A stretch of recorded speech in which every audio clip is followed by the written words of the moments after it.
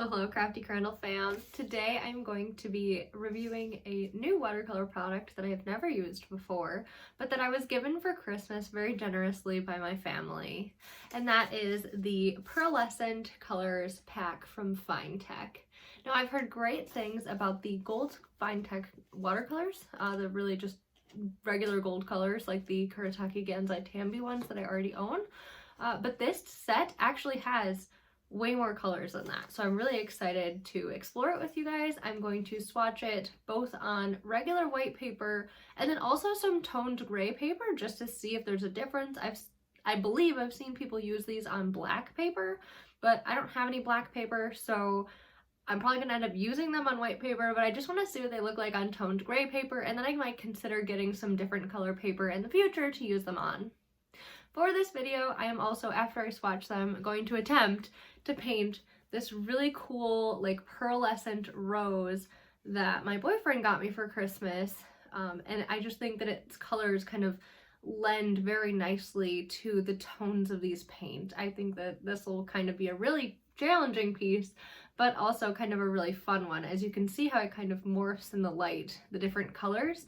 And if we look at the paints here just for a second, I will show a full like unboxing montage here, but also I just want to show you. So they come in this box, this tin, and then you've got two different little palettes of paint here. So we've got the red colors, we've got all of the regular golds, and then if I take this pan out, we then have all the rest of these really gorgeous colors. So I think that these will look really cool to paint that rose. And also I was thinking of painting in the future like a peacock with them. I think that would look really cool. And also I just watched Cruella, and that movie was really good, and I think that the moth dress from Cruella would look really cool painted with these paints if I can manage to pull it off. So exciting things to come, hopefully, with these paints if I love them as much as I think I'm going to. Like I said, I've heard really good things about FineTec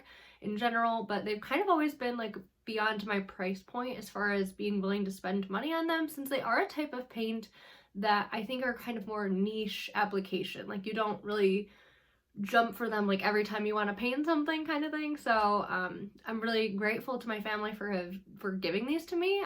My family is really supportive of my artwork, and I am just really grateful to have them and try them, and now to review them here for you so that you can know if they are worth it or whether or not you should purchase these paints as well, and just to give you kind of an idea of some form of application of them. So without any further ado, let's hop into the swatches and then further into the painting process, and I will catch you there in the voiceover. Swatching these colors was a lot of fun. I definitely thought that the colors had a lot of variation. It was really interesting to see the glittery effect, and I have to say, while I was swatching them, they seemed less opaque than I thought they would be. Like, having used gold watercolor in the past, it's generally pretty opaque, and so while utilizing them, they didn't seem as opaque as I thought. However, when they dried, they looked much more opaque. So it's kind of an odd phenomenon to use these paints, as while you're using them and, you know, you've got them watered down and you're mixing, etc., it just feels a little bit strange. I think that the color range that this set provides is really great. There are so many colors, and these can provide a really great accent to really any piece that you're doing with any range of colors. Though I do think that, again, some of them are a little bit either less opaque or like have more binder or less binder or more pigment or less pigment or something, because there was kind of a range in pigmentation across the board as well, which I just wanted to kind of bring to light in this little swatch session here.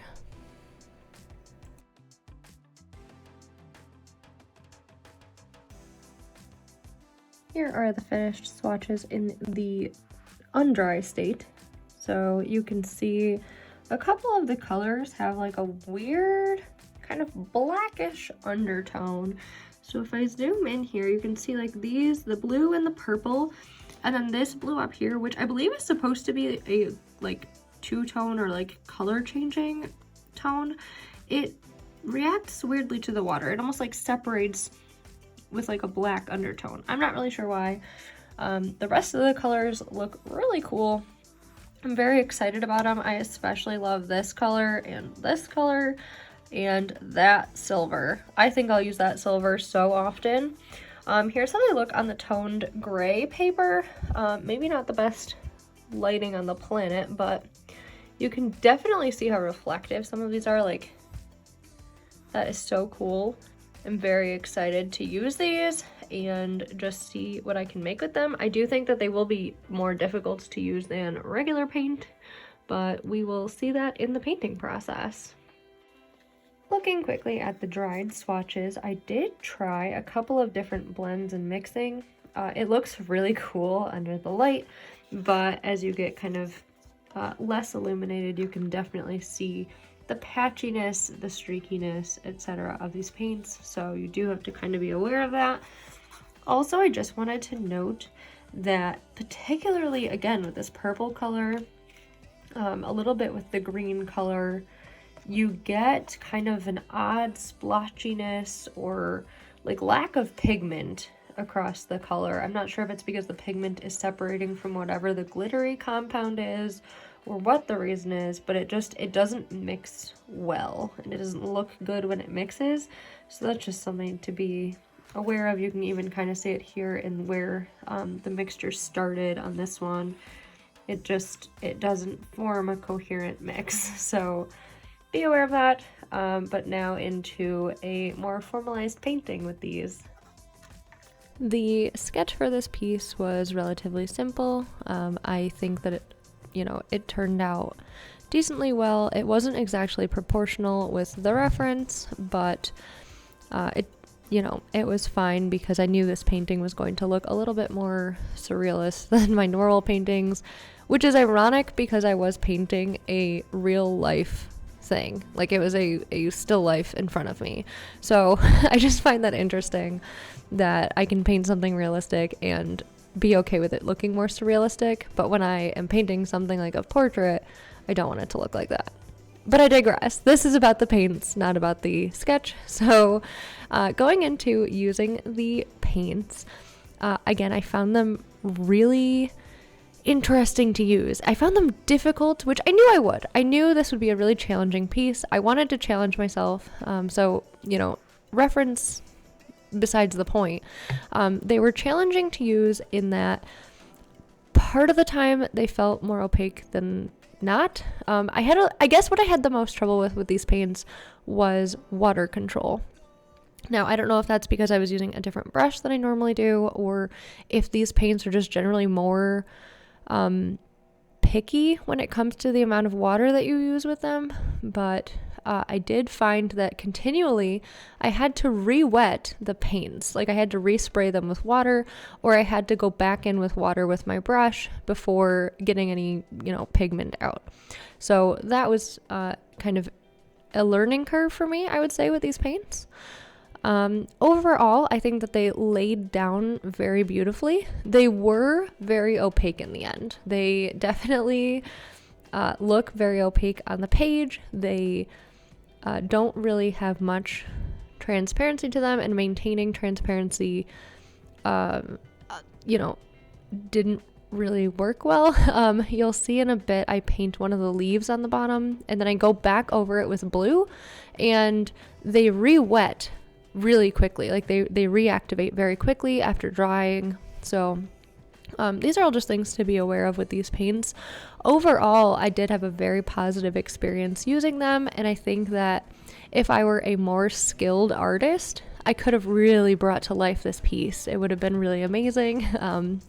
Being at my current skill level and just not having the understanding necessarily of value, or how to apply value with these colors, it was interesting trying to just mix the colors to achieve a certain tone and not really ever being able to achieve it. I think they would probably work better mixed with just regular watercolors, which I will certainly do in the future. I just really wanted to try these paints as they are in a set on their own for the purpose of the review, because I felt like, you know, if someone buys this set and that's all they have, can they still use them, you know, to make a painting? Of course they can. And so that's really what I wanted to illustrate in this particular video. But in the future, when I use these paints, they will absolutely be used in conjunction with my other watercolors. I think that's really kind of more so the point of them. As I stated in the beginning, they're kind of like a niche thing that not everyone's going to have. So it was, you know, an experience to try to use them in and of themselves, but more often than not, I'm going to use them in those niche applications to add really cool pops of luminescent color to my paintings. I mean, I think that these are really great to have when you do work that you want to be able to add that really cool effect to, that you really can't add otherwise. I mean, that's why I have the gold Kuretake Gansai paints that I have. I really like adding this like just streak of gold or streak of these other pearlescent colors. I think that'll look amazing in a lot of other artworks. So I do think that these paints are valuable to have in your toolkit as an artist, particularly an artist of watercolor or a water-based medium, because they add to your arsenal and, you know, what you can do with the paints. So in that respect, I'm, again, super grateful to have these. I think that they work really well for what they are intended for. I think that I struggled with this piece, and I think that half of that is because it was a new medium and I've never used it, and half of that is because I am just not at the skill level where I can accurately portray what I was trying to portray. Like, the reference was just a little bit difficult for me to perceive of. So overall, a fantastic experience. I absolutely love these paints and have nothing really negative to say about them, other than my own inexperience holding me back. Alright, I think I am just about done with this painting. It is not, you know, exactly like the reference, because the reference is gorgeous and this painting doesn't do it justice. But I think that I kind of summarized, you know, my thoughts and everything about the paints in the voiceover. Now I just want to go ahead and try using these paints on an existing watercolor piece. And so to do that, I'm going to pull out my old sketchbook and I am going to use that just to embellish some stuff, see how these paints work on, you know, regular watercolor paper over regular watercolors. Alright, so here I have my sketchbook. I've got my Colors Collide piece that I did that I really loved. And so I'm literally just gonna see how some of these paints would like lay down over this watercolor. Disregarding the pen here, I suppose. So if I just wanted to accent even just the shading here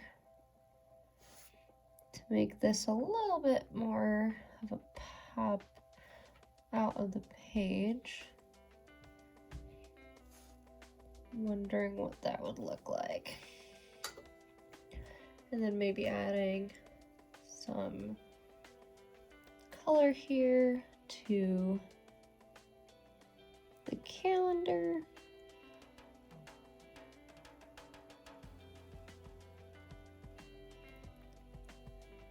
I'm just gonna go in a little bit more there. And then go completely overboard and ruin the whole thing, because that's just what I do. But this will also give you an idea of how these colors lift, which, as you can see at the moment, is non-existently, but if I go back in with a little bit more water, you can see that they actually do lift pretty well, bearing in mind that I am also lifting the original color of the piece. So, you know, if you've already got watercolors laid down, they're not gonna lift super well on their own. Like the pearlescent color isn't the only thing that is going to lift. Just going ahead here and trying some of the black just over the top of the gate here. I think that'll look kind of cool. And actually, I'm also gonna fill in, while I'm at it, this little bit here.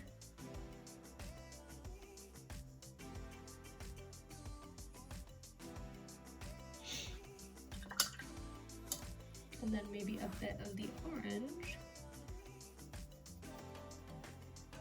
within the knife.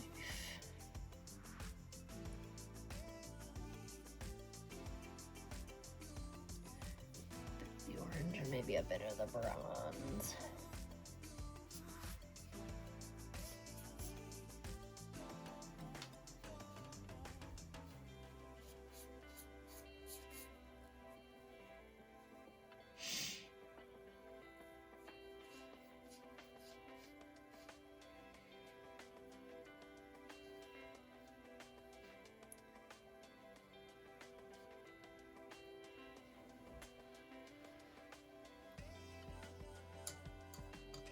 Ooh, and then we'll add some of the color changing green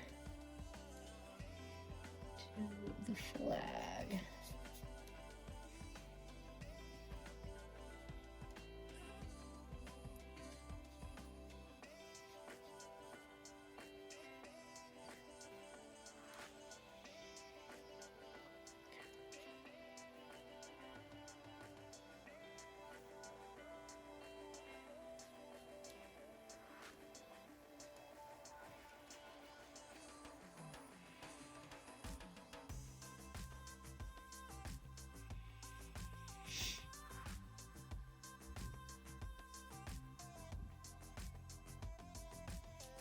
Okay, and we'll just see how that dries.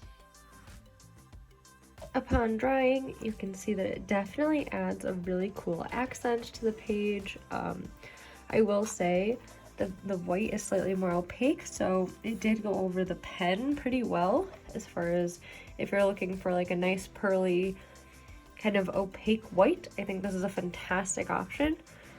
The black is less shimmery than the rest of the colors, so be aware of that. Overall, I think that these colors are really good for adding accents. I also added some of the white here to the car. So just really cool accent colors as far as the paint is concerned. And then as far as painting with it strictly on its own, you heard all my thoughts in the voiceover. With that, guys, thank you so much for watching this video. I really appreciate it. Please feel free to like this video if you liked it. Feel free to subscribe to my channel if you're interested. I post new art and book-related content every single Tuesday and occasionally on Fridays. Please consider hitting the notification bell, as that does help out this channel, and I will catch you guys in the next one. Thank you so much. Bye.